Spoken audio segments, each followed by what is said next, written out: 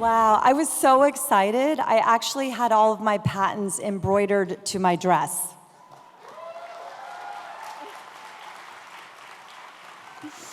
Thank you so much to the National Inventors Hall of Fame. Thank you so much to the U.S. Patent and Trademark Office. I am so incredibly grateful and super humbled. Wow, this inductee class that I'm in, I just want to say I'm very humbled to be included in the same inductee class with you.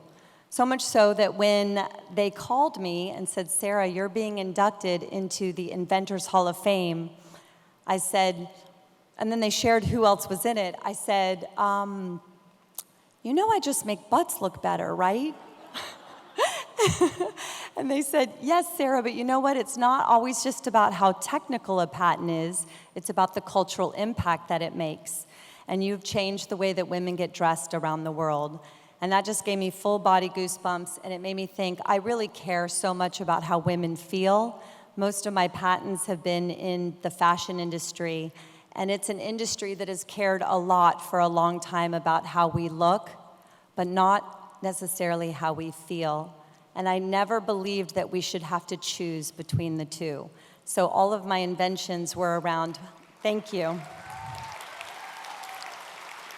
All of my inventions were around, but how does she feel?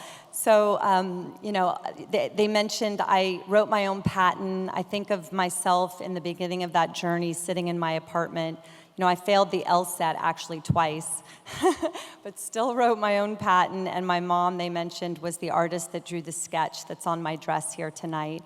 And when I finished the patent, I trademarked the name Spanx for $150 with my credit card on uspto.gov. That website and I were good friends. Spent a lot of time on that website.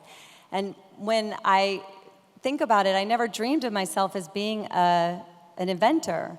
And my son, Laser, here tonight, when he was 5 years old, his school was having Invention Week, and they asked me to be the keynote speaker to the kindergartners.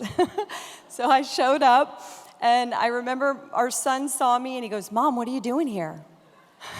I said, honey, I'm an inventor. He goes, you are? And I got in front of those 5-year-olds, and I remember saying, what does an inventor look like? And they were like, he's bald, he has lots of hair, he has no hair, he's tall. And I remember all their faces when I looked at them, and I said, I'm actually an inventor. And their eyes got really big, and I said, what's so cool about being an inventor is you don't have to be the smartest, you don't have to be the fastest, you don't have to be the tallest, you just have to believe in yourself and come up with a better solution or solve a problem. And so, thank you.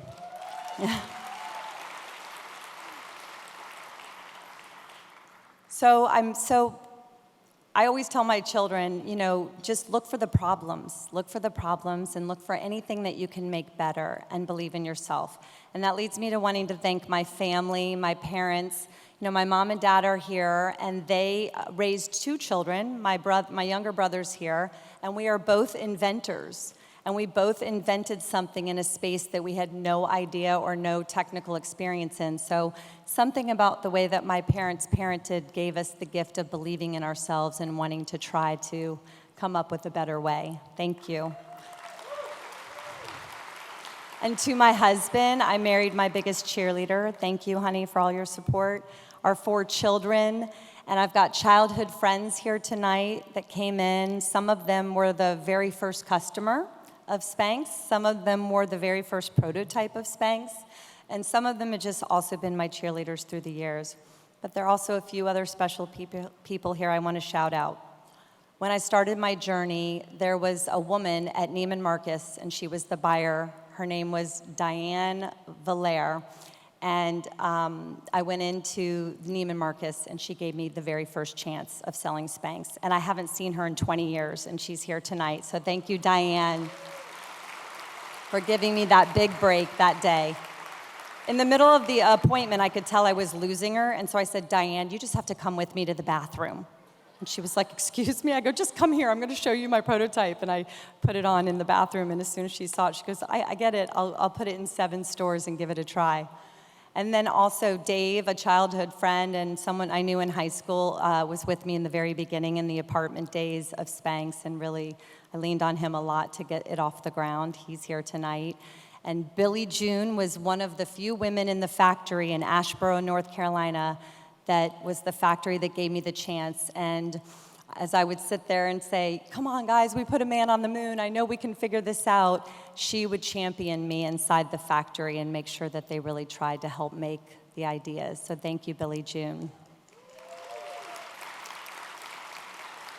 And Jedidia, who's been my right hand for 21 years of Spanx, she's the one who got all the ideas over the finish line and has a very inventor mind herself. Thank you so much, Jedidia.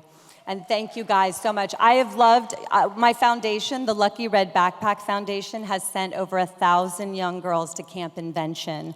So thank you so much to the National Inventors Hall of Fame and the USPTO for even having a camp like that.